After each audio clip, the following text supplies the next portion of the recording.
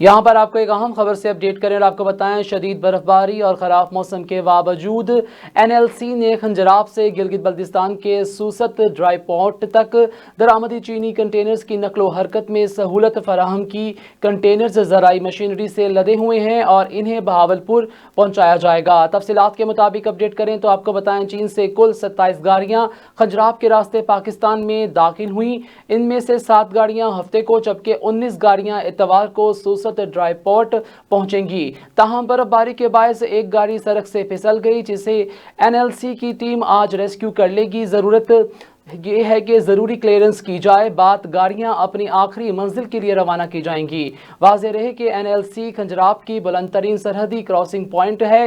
इसके करीब सोसत के मुकाम पर ड्राई पोर्ट चलाई जा रही है। ये ड्राई पोर्ट दोनों बरादर मुमालिक के दरमियान सरहद पार तजारत के फ़रोग़ में एक अहम किरदार अदा कर रही है।